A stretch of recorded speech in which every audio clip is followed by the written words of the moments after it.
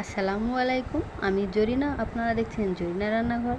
আর আমার এই ছোট্ট চ্যানেলে সবাইকে অনেক অনেক স্বাগত। আজকে সকাল বিকালে টিফিন রেসিপি নিয়ে আপনাদের মাঝে হাজির হয়েছি। তো ভিডিওটি শুরু থেকে শেষ পর্যন্ত দেখতে হলে আমার সঙ্গে থাকুন। আর রেসিপিটি ভালো লাগলে অবশ্যই একটা লাইক দিয়ে ভিডিওটি দেখা শুরু করবেন। চ্যানেলে নতুন বন্ধু হয়ে থাকলে অবশ্যই চ্যানেলটিকে সাবস্ক্রাইব করে বন্ধু হয়ে আমার পাশে থাকবেন। তো প্রথমেই আমি একটি বাটি নিয়ে নিয়েছি, আর নিয়ে নিয়েছি একটি মাঝারি সাইজের বাটির 1 কাপ আতপ চালের গুঁড়ো, আর নিয়ে নিয়েছি ওই বাটিরই অর্ধেকেরও একটু কম সুজি,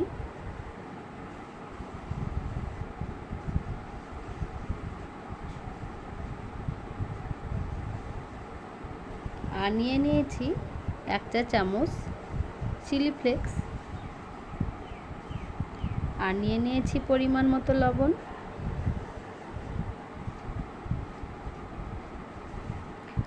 আর নিয়ে নিয়েছি 1 চা চামচ গোটা জিরে।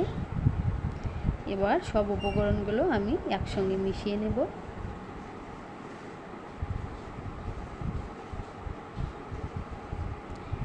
এবার অল্প অল্প জল দিয়ে আমি একটি নরম ব্যাটার তৈরি করে নেব।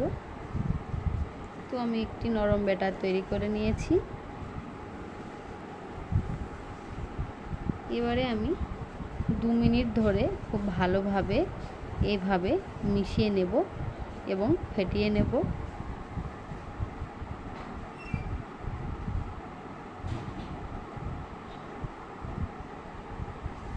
তো ব্যাটার রেডি হয়ে গেছে। এবারে আমি দিয়ে দিচ্ছি টক দই। তো 2 চামচ টক দই দিয়ে দিলাম,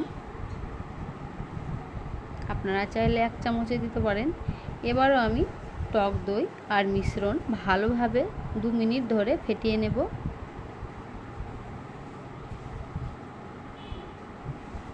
তো 2 মিনিট ধরে আমি এইভাবে ফেটিয়ে নিয়েছি।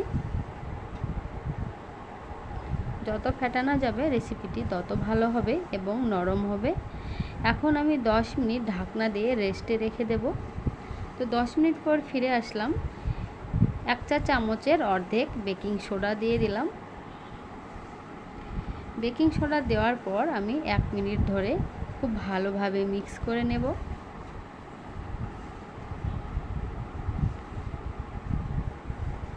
তো এইভাবে আমি 1 মিনিট ধরে ভালো করে মিক্স করে নিলাম। এবারে আমি একটি প্লেট নিয়ে নিয়েছি, আর আমি আগে থেকেই সাদা তেল ব্রাশ করে রেখেছিলাম। এবার ওই মিশ্রণটি আমি এই প্লেটের মধ্যে ঢেলে দিলাম।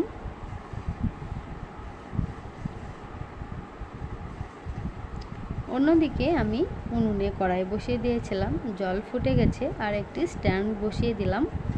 এবারে ওই প্লেটটি চারিদিক ঝাঁকিয়ে নিলাম ভিতরের বায়ু বের করার জন্য। আর এখন আমি কড়াইয়ে বসিয়ে দিয়েছি। কড়াইয়ে বসিয়ে দেওয়ার পরে আমি রেড চিলি পাউডার উপরে দিয়ে একটু ছড়িয়ে দিলাম ভালো লাগার জন্য, মানে দেখতে ভালো লাগবে। এবারে আমি ঢাকনা দিয়ে দিয়েছি। 7 থেকে 8 মিনিট আমি রেখে দেব। তো 7 থেকে 8 মিনিট পরে এই রেসিপিটা হয়ে যায়। তো আমি 7 থেকে 8 মিনিট পরেই ফিরে আসলাম। এখন আমি ঢাকনা তুলে দেখিয়ে দিচ্ছি। এবার একটি কাঠির সাহায্য নিয়ে দেখিয়ে দিচ্ছি। কাঠির গায়ে একদম লেগে যায়নি, তার মানে রেসিপিটি একদম রেডি হয়ে গেছে। এবারে আমি নামিয়ে নিয়েছি, কিছুক্ষণ ঠান্ডা করতে দিয়েছিলাম। এখন চামচের উল্টো পিঠ দিয়ে প্লেটের চারিদিকটা আমি ছাড়িয়ে নিলাম। এবার আমি হাতের ওপরে নিয়ে নিয়েছি, উল্টো পিঠটা দেখিয়ে দিচ্ছি। খুব সুন্দর লাগছে দেখতে। এবার আমি একটা প্লেটের ওপর রেখে দিলাম, আবারও উল্টিয়ে নিলাম।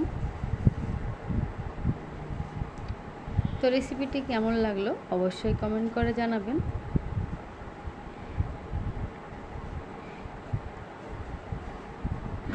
রেসিপিটি আমার কিন্তু খেতে ভীষণ ভালো লেগেছিল, আশা করি আপনাদেরও ভালো লাগবে। এবারে আমি একটি ছুরি দিয়ে পিস পিস করে কেটে নেব।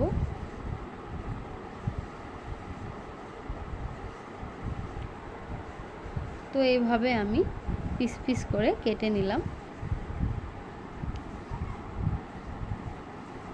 এবারে আমি একটু দেখিয়ে দিচ্ছি, আপনারা চাইলে এভাবেও খেতে পারেন, তবে একটু টেস্ট বাড়ানোর জন্য আমি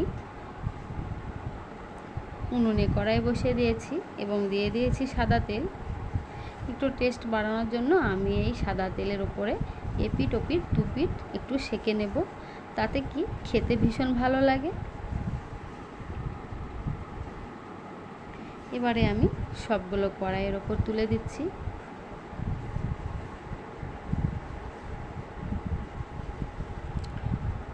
তো সবগুলো আমি এইভাবে কড়াইয়ের উপর তুলে দিলাম।